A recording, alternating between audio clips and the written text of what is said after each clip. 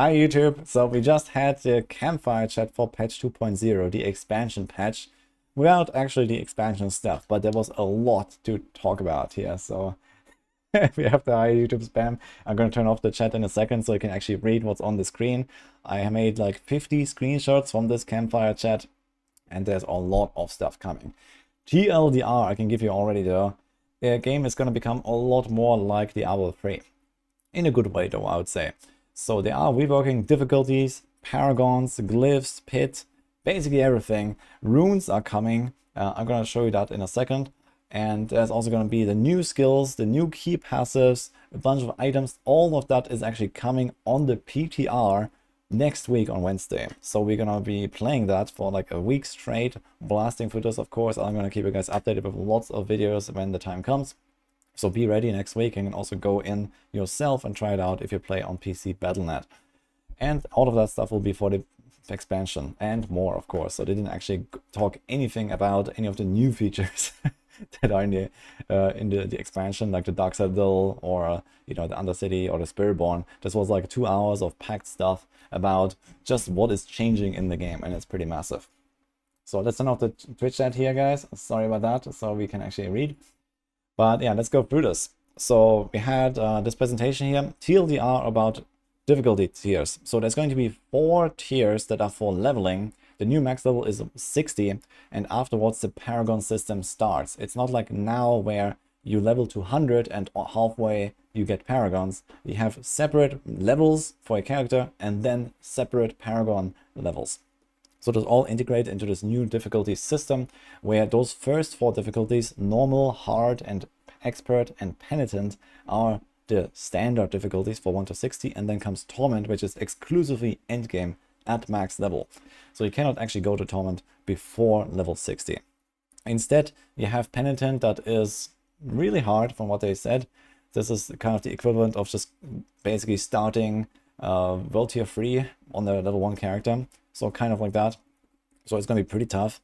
And this will probably be not even like a difficulty that most people will do unless they are tweaking out their characters.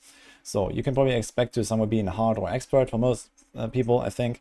And then level to 60, and then you start doing pits to unlock the higher torment levels. There's going to be 15 pit tiers per torment level. Basically, the pit, they said, is going to be like a scalar for all of the difficulty settings, and everything in the game is also going to scale with that torment level. So previously we had just Nightmare Dungeon tiers and pit tiers and Infernal Horde tiers, and now everything is gonna have just the world tier, including Whisperers, including Helltide, and everything else. It's all gonna scale much more smoothly. So this is what they told us, so that you have a more streamlined progression, a more streamlined difficulty, and also all content stays more relevant all throughout the game. You don't just get done with Whispers and then they're completely trivial once you hit level 100, for example, because they're just out there content with no scaling. Now you can scale everything, so that's kind of one of the big advantages here. So they talked about this a lot. There's like a pit rescaling. The new max tier is now 100, so we expect that to be basically unreachable, similar to how 200 has not been done on live servers, for example. And for example, Torment 4 requiring pit 65 sounds like this is going to be really tough to reach from today's standpoint, at least, to the point where maybe almost no one will actually go to Torment 4 and farm it. At least we'll see how hard it will really be, but this is kind of like how that works. And this means that all of the other content, when you go to Torment 1, Torment 2, Torment 3, they want you to progress through those Torment levels. It's not like Diablo 3 exactly, where you start at Torment 1, you get your set, and then boom, Torment 16. So there is a progression through all of those systems, and every time there's supposed to be like a pretty massive jump in difficulty, and of course the rewards. That being said, in terms of rewards, there is also a rework in the item system. So there is no more sacred items. World Tier 3 is eliminated, and ancestor items now exclusively drop in the torment levels. Until then you get normal, and they just kind of like scale up higher and higher level until level 60, and then in torment you can find ancestral items that are effectively ancients from Diablo 3. So they will have a slightly higher item power, and they will have at least 1 greater affix. So we're gonna see this here. So this is how that whole system kind of ties together. So they want you to kind of go to the higher difficulties in higher torments, become more efficient, but there's no, like, there's nothing that unlocks in the later torments, for example. You can get anything in Torment 1, which is going to be slower at doing that. So you can start getting your end game gear there already. But again, everything just becomes better as you go to the higher torments. You're going to have a higher chance to find those ancestral items. You're going to have more loot from the bosses they explained, or, you know, maybe more gold that you get from chests or goblins or Geetrans or and so on. So in general, you just get more stuff as you go to the higher torments, and this is kind of the reward for doing that. So yeah, this is how it works. There's a new item power maximum. So for people that are asking about eternal items and so on, basically everything on Eternal is probably going to be irrelevant, I think. I mean, this is the expansion, what do you expect? The new maximum item power is 750 at level 60, and then ancestral items will be 800. So here you see this plus 50 boost. So we have this here basically. This looks like that. So you get, for example, more DPS on your weapons. I guess it won't matter that much for example, armor pieces, because it's just a bit more armor or something. They didn't really say if there's going to be like higher tier of stats or new stats that unlock on ancestrals. So we'll see exactly what that means, and we'll be able to tell next week on a PTR. But for now, at least, this 50 item power will be pretty important for weapons, and you have 1 GA guaranteed. There can be more, and you can also see it immediately that there's a star, there's the ancestral. So they want you to be very excited about those item drops. You will see this immediately, basically. Yeah, this is basically it for what happens here with the item updates. There is like more details of this, and we'll see exactly how this will work with the pit, like how hard is it to actually go those plus 15 pit levels to unlock the torment difficulties and so on. There's also like a change with the tempering and the masterworking, in particular the masterworking. So normal items can be only masterwork to 4, ancestral to 12. So there's also like kind of like a huge power jump there that you get once you have more ancestral pieces. So in addition to, you know, just the item power and the GAs, then you can also just work more on your items. You also get 2 tempers instead of 1. This is kind of like the life game right now. And yeah, some other perks, I guess, for having those ancestrals. So you want to try to get to those higher torments as soon as possible. Whenever you are ready to do so, try to get more of those ancestral items, because they are just so important. Now, we have some Paragon and Glyph updates. They're actually also kind of interesting. So what Paragon is going to be? At level 60, you're going to start getting Paragon levels. They are separate from character levels. So you have 60 character and then Paragon 1, 2, 3, and so on, all the way to 300. So you're going to get 300 points plus Renown, so something like 325 most likely. And now you will have only 5 boards in total. So they want you to focus on 4 boards that you choose that are really important for your build, and 5 glyphs. And then you just kind of fill out everything. So that's kind of how it's going to go. The Paragon boards, from what we have seen, don't really look different. So there might be tweaks, you know, some nodes are shifted, some glyphs and whatever, but they are largely the same. So Paragon boards are generally way more compact. They're not going to be so sprawling with like 7 or 8 boards, you're stacking glyphs everywhere. And also there's like a change to how the glyphs work. You can see this here actually. Glyphs now level 200, and they're going to get a legendary effect at level 46, and you no longer level them in Knife and Dungeons, you level them in the pit. So this is going to work very similar to how legendary gems are in Diablo 3, where you push the greater rifts higher and higher to get your gems higher and higher, and there's going to be like some success chance to upgrade your glyph. And if you go to a too low tier compared to the level of your glyph, then you will not have any chance to upgrade it anymore. So you need to go higher in the pit in order to upgrade your glyphs. So the minimum you want to reach is the 46, of course, to get the legendary effect. They seem very powerful. So you have to see the legendary bonus, for example. They are multiplicative bonuses, and they are pretty large. As you can see, this is like a pretty massive buff that you can unlock there. In addition to a larger radius, you go from 3 to 4 to 5 now. It looks like magic glyphs are eliminated finally. So we have only those glyphs that we previously had, and now they just go higher, get larger, and get a third effect. So it sounds like a pretty interesting system. This also means that you cannot really expect to max out a glyph, but on the other hand, it also probably doesn't matter all too much to do that, because you only really rank up the primary effect, like here the top bonus. And this is usually just additive damage, not really too impactful for many builds in a late game. So it's going to be a kind of like minor bonuses. And the same goes for the Paragon levels themselves. If you are if you can have 300 points and you have to only 5 boards to spread them, then you will just pick up a lot of really minor stuff in the data levels, to the point where a lot of people will probably not necessarily bother actually going all the way to level 300, depending on how long it takes. I think that with something like even just 150 or so, like literally half the points, you can probably get all of the important multipliers, your glyph sockets, your legendary nodes, and so on, and you're probably going to be fine, because as I mentioned, the Paragon layouts don't actually really shift. So this is just something like based on my gut feeling here. But again, they didn't really talk about how long it will take to get to 300, how long it will take to get to the glyph like fully maxed out, but you will have to effectively go to pit 100 or close to it in order to max out your glyph. So this is level 50 glyph, for example, and pit 100 is effectively unreachable.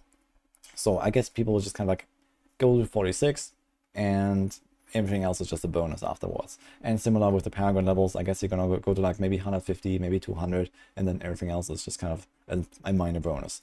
So that's what I expect from here. You can definitely speedrun those glyphs a little bit. So there's like this note here. If you go very high pit tiers, way above your glyph, you can get multiple upgrades. So we saw this in one of the screenshots. There's, for example, here 4 upgrades available. So you do 1 pit run, you get like, 1, 2, 3, 4, 5 chances to upgrade. Either guaranteed if it's like a low level glyph, or then less and less chance if it's like a high level glyph, or like close to the pit level that you're doing. And then of course, the higher you go, the easier it becomes. So it slows down over time, but since they have so many levels, they want you to kind of get through that system as well. And it's going to be more tied towards your actual character power and your build power more than a grind, I think. So you have to push the pit, you have to go and go challenge yourself, basically. So this is the idea behind this new glyph leveling system now. Sounds kind of interesting. And what it also means for the Nightmare Dungeons is Nightmare Dungeons are now the source for Masterworking mods. Pit is more of the challenge mode and the difficulty unlock mode, and kind of push and bash your head against the wall kind of thing. And Nightmare Dungeons is going to be more the kind of the standard farming dungeon, so to say. So this has kind of shifted. You can now get Masterworking mods in Nightmare Dungeons, and they talked about that this will drop from all monsters, all the chests, everywhere. So you're not just incentivized to run to the end and finish and get a glyph XP and you're out, but instead you just farm them, really. So that sounds like a really good change, I think. And I'm quite excited to see how this will play out with the pit. I think generally a very good system they have built here. But again, we'll see how this will work. So we have this here. There is a lot more stuff for the classes as well. Here's some screenshots as well. So we have like a letter 1 glyph. So this is like radius 4, and then at 46 it goes to radius 5. You see here there's like more notes to take. It's gonna be a headache to make guides for this, but it is what it is. And we'll see how people will feel about this. Personally, I hate the radius increases, but it is what it is. Okay. Yeah. Oh yeah, another thing, Paragons are shared for your characters now, so you can actually make multiple characters and progress on your Paragon levels with all of them, as long as you're in the same realm. So, hardcore, softcore is separate, seasonal, eternal is separate, and so on. So there's that. And you will get your Paragons as soon as you hit level 60. So if you have an alt, you can first of all level it faster, thanks to all of the tempering, masterworking, twink gear, whatever you have. And then at 60, you're gonna, boom, get all of the Paragons as well.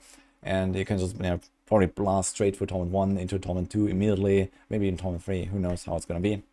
So again, definitely fast forward your characters a lot more with the wealth and the power that they have accumulated throughout the season, which previously was kind of doable since Season 4 with Temperers, for example, but not really quite there. And now you can definitely fast forward your alts quite a lot more. So yeah. Some tempering updates, they talked about this here, so there's going to be a chance to deal double damage, chance to hit twice, so they're giving non-projectile abilities as something of a compensation for these missing weapon temperers, a few other tweaks. They generally want to try to hit 3 or 4 outcomes per temper recipe, and of course if you haven't really followed the news, then there's also going to be a scroll of retempering that allows you to reset the attempts on an item that you can also acquire in the expansion at least. So this is not yet in the PTR. But this is something that they are working on here. Now, for some class changes and some other cool stuff, ultimates now have skill ranks. So we see this here, 5 out of 5. You can still only spec 1 ultimate, but it will give it damage and cooldown at the same time. Usually, skills have either one or the other, with some exceptions, like I think Teleport, for example, on Sorg, that gets both. But yeah, you get a bit of a cooldown reduction, which is really nice for like support ultimates, you know, something like Inferno, I guess, or Deep Freeze. But you also get skill ranks now, so you can actually scale the damage for damage ultimates. So something like Rain of Arrows could be a real thing. Death Trap Rogue could be a real thing.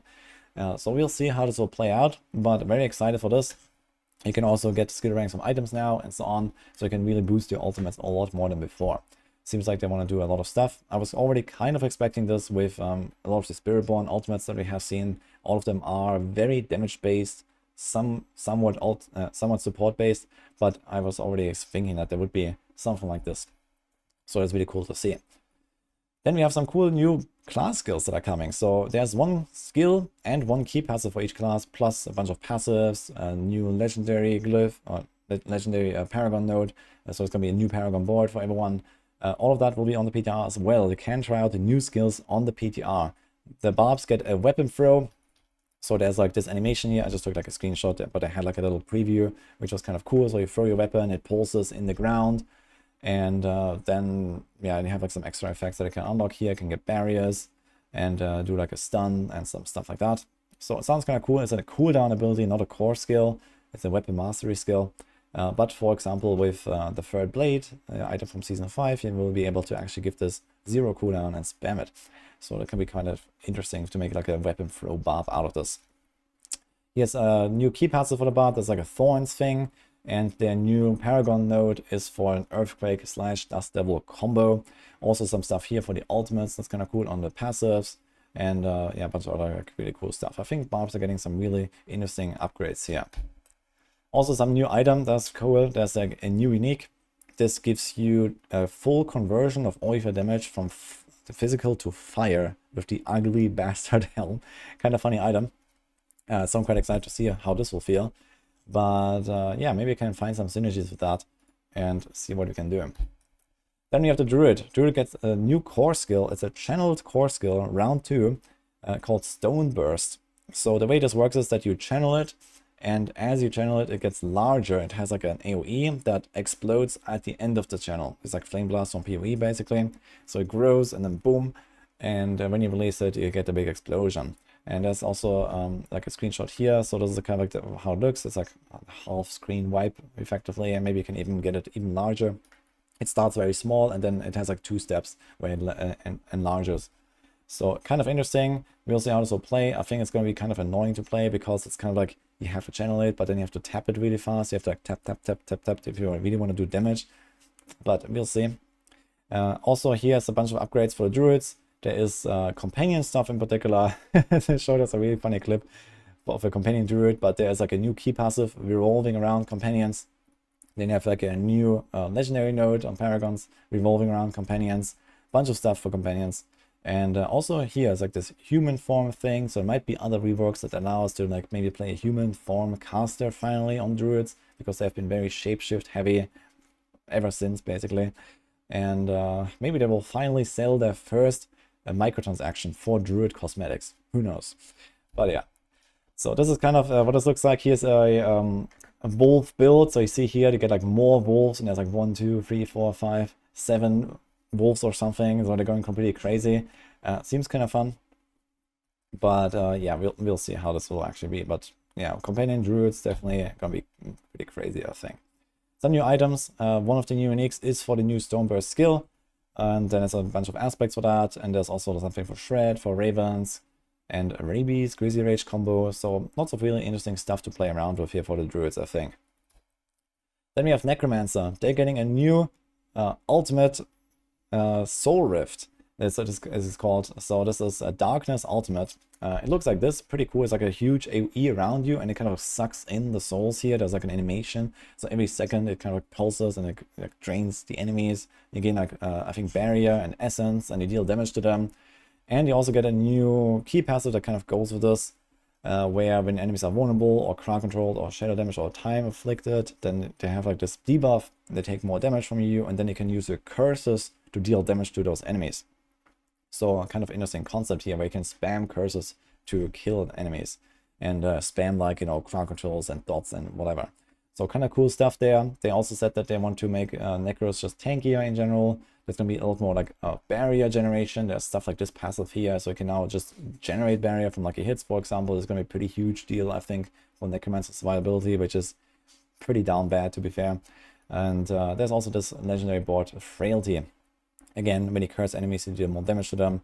That seems pretty correct, honestly. So they really wanted to use curses, I think. And yeah, some other cool stuff here. Also some new items here that goes with the Soul Rift. So there's kind of like a way to make it pretty much permanent with this new helm. Then there's also like some Severa, some Golem stuff and Bone Spirit stuff. So overall, looks like Necromancer gets some pretty nice upgrades here. The Soul Rift looks pretty interesting. Then we have Rogues. So this is a pretty big one. Dance of Knives. And if you like Diablo 3 God Demon Hunter, then boy, do I have good news for you. Because this is basically it. So this is like a channeled, charge-based ability. I'm not 100% sure yet how this will work, but they showed us a preview where the screenshot doesn't really do it justice. But basically the rogue is just like dancing around, moving forward as you hold this button. So you move basically like straight from Diablo 3. And then you jump around and throw knives all around you. It's a cutthroat skill, not a bow skill. So they have a bow here in hand in this screenshot, but it's actually a melee skill. So you use your melee weapons and you throw daggers left and right, kind of. So it looks kind of fun. And I think that the Gold DH enjoyers will really like this, especially when you get to the point where you can make this like permanent for like speed farming setups and so on. I think that's going to be pretty cool. And rogues also get some really interesting stuff. In my opinion, probably the coolest new key passive, Alchemical Admixture, which is a yeah, multi-imbue keystone or a key passive here. So previously we were not really doing multi-element builds, but here they want you to use 3 different elements, and then you can get like a huge improvement of your imbuement skills. So you want to like, you know, mix and match them and like, you know, just reduce the cooldowns and have all of the effects basically at the same time. Sounds very fun. There's also a new legendary node here on the Paragons, where after using mobility or subterfuge skill, you can get a huge burst. So you can combine this with like, you know, ultimates. They talked about Rain of Arrows. So certainly this is one of those things where you can do like, you know, dash into a Rain of Arrows, for example, and then get this buff here. Or you can do this with just combo points. So there's lots of stuff like this. And a bunch of other really strong passives they're adding here. Cool stuff. Here's also some of the new items. There's like a new ring here for like smoke grenade where you can enter stealth all the time. This could be pretty strong as well. There are really important stealth synergies these days, where, for example, you can reset your shadow imbue all the time with Night Stalker glyph and these kind of things. So that's gonna be interesting. There's also something for the Dance of Knives, where you can have like basically like an AoE or something.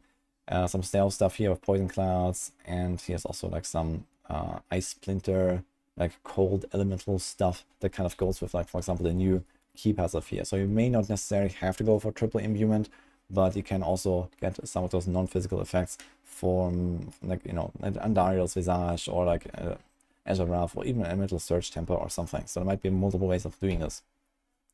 Then we have the Sorcerer's new skill. So this is familiar. So you can summon kind of like little pets. This is a conjuration skill. You can have 6 of them up and they will summon a different elemental type based on the skill you have used previously. There's also a way to change that to always get all of them or to always get specific ones. So you can kind of influence this, but they look like this. These are like these little floating, I don't know what, like magic butterflies basically. And they like, you know, dance around the enemies and hit them. They can apply some effects. To be honest, it didn't really seem that crazy. We'll see how good they are and what kind of buffs they have. But their new key passive though, I like that one, kind of goes with the theme of changing elements. It's called Enlightenment, and they want you to use different elemental skills all the time, and then you get this Enlightenment stack, and that gives you like a damage buff, mana buff, and attack speed buff. I was really waiting for a multi-element Sorc synergy of some sort for a long time, and we kind of got there lately with Veers, but not really. And now we have this, so I'm looking forward to trying this. And this is also a legendary node. It looks like this fundamental release. This is also a multi-element effect where you stack up a debuff on a target similar to the Elementalist glyph. And a bunch of other small stuff here where you get like damage reduction, damage cooldown, and so on. So there's some effects here. And also a new unique item for Familiar.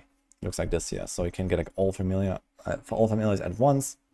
So you can get a lot of these familiars out, and then can do a lot of stuff, and then can burn enemies and shock them and stun them and whatever. But yeah, for now, I'm not 100% convinced of these familiars, but they might be pretty good. I don't know. Yeah, new mythic items. We can also show those real quick. Kind of interesting. There's a new chest. That seems really good. Not because it has good stats or because it has good effect, but it has this. +1 to all passives. So you can look at their skill tree and check that out, because that is pretty cracked on its own already for basically everyone. And depending on how many of them you can use for your setup, this could be insane, even if like this item literally had no stats on it. So kind of interesting. And then I have this here of Perdition, which has some pretty wacky effect, where if you have multiple people in the party, you can steal the buff from other people. To me, this sounds more like it's going to be abused heavily in parties with like support characters and like a boss killer and a trash killer or something like that, where you try to get all the buffs to just one guy who does all of the damage in the right moment or something. We'll see how exactly this will work. Otherwise, this item doesn't seem too impressive here. But there's also this little interesting note here about the damage to angels and demons, but they didn't really reveal any more about it. Yeah. Some other cool stuff that's coming. Yeah, we have this here, Dungeon Key Inventory tab. There's also going to be the Socketable tab. So this includes runes that I haven't even talked about yet. Runes are coming. Yeah, players can select their preferred town portals, so kind of nice little stuff. We got crowd control, nerf round 5, and faster death animations. Yeah, lots of little stuff here basically that they're doing. That is kind of cool. And now finally, rune words. So what you need to know about rune words is that if you have watched BlizzCon 2019 and you have good memory, you will know what runes are in Diablo 4, because that's effectively what they are. If you don't know that, or if you have forgotten, I will tell you anyway. So there are two types of runes. One are the ritual runes, and the other ones are the invocation runes. So the ritual runes is always a trigger, like a certain thing that needs to happen, and the invocation runes is what happens, basically. And you always have to combine one of each type together into a rune word of 2 runes. And you see this here. There's the Yule rune that says cast a skill with a cooldown. And here's a Gar rune that says you gain 2.5 crit for 5 seconds up to 25%. And then you have those combined, socketed into any item with 2 sockets. And this is Yule Gar, and it has like a name as well. And then it says when you cast a skill with a cooldown, then you gain 2.5 crit. So you can kind of mix and match different types of runes.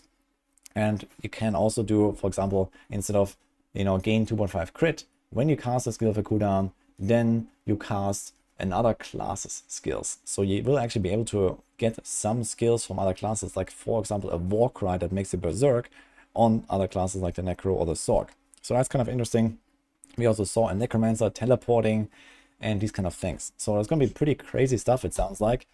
There's also this offering system here. So this is what this looks like. So there are basically certain conditions that are harder to meet than others. Casting a skill with a cooldown is something that happens all the time. So you get 50 offering, which is not very much.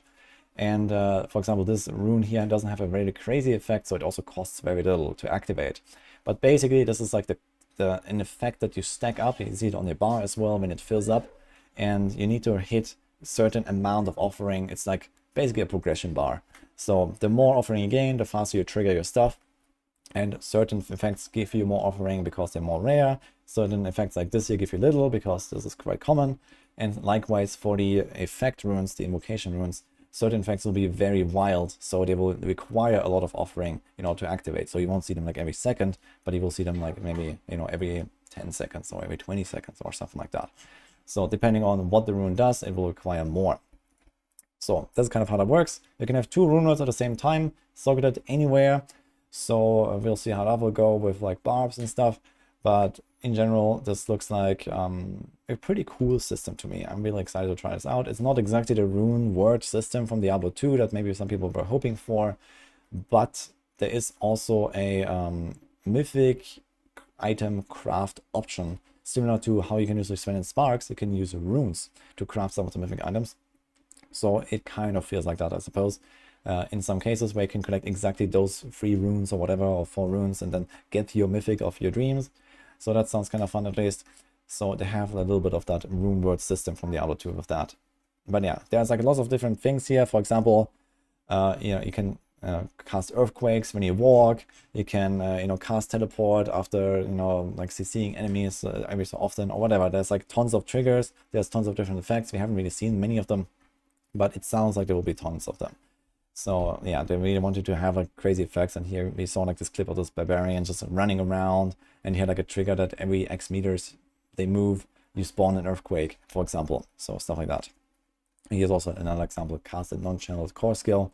You get 25 offerings, so you can kind of just like, when you spam really fast, you can get tons of that. And then again, +3 to all skills, requires 400. So if you have high enough attack speed, you could actually keep this buff permanent, have your little Shaco basically as a rune word.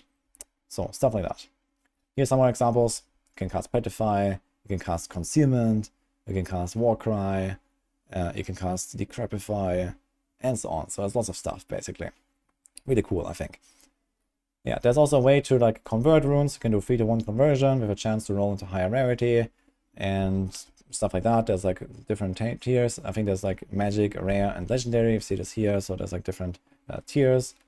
You will be randomly finding them anywhere, and you will be able to kind of farm them in the Undercity of Kuras, one of the new dungeon types coming in the expansion. But on the PTR, I guess you just have to find them, and we'll see how often this is. And finally, speaking about the PTR, we have this here. This is this little fallen demon that they put there in town. You can now boost your character. So if you want to jump in and try all of that stuff, I try to keep the summary short, but man, it is hard. So you can go and try it out next week on Wednesday. And there's this guide that gives you like a boost, gives you all of the items, gives you everything you need basically. And you can try out the new skills, the runes, everything you just saw. The difficulty changes, the pitch changes, and so on. Everything is on the PTR. It's pretty wild actually. And this will be Wednesday to Friday. There's like a 2-step PTR where they mostly focus on the progression systems. So some stuff will not be present just yet. And then Friday onwards, it will be endgame and runes and everything and so on. So they want feedback for both parts. So they have like a 2-part PTR here to focus that feedback on those specific topics. But yeah, this is it for this summary. And well, as I mentioned, there's a lot more stuff coming. They actually posted a patch notes that I have not even looked at yet. So I will have a follow-up for this, of course, and we're gonna see what crazy stuff is gonna come here. But personally, I'm very excited. I think this all looks really good, and it does solve a lot of problems that I had with the game. I was actually going to make some feedback videos that go in the direction of talking about World Tier 5, talking about World Tier difficulty, scaling, and these kind of things in general. But here we are, and I will talk more about my actual thoughts about this. But overall, I think it looks good, and we'll see how it'll play on the PTR. For now, hope you enjoyed my summary here. If you want to see the full campfire, then go check out the link. I will have this linked in the description, the full 2 or something hours preview that we had, plus the patch notes. You can find all of it there. Otherwise, stay tuned for more uploads, and I'll see you guys next time.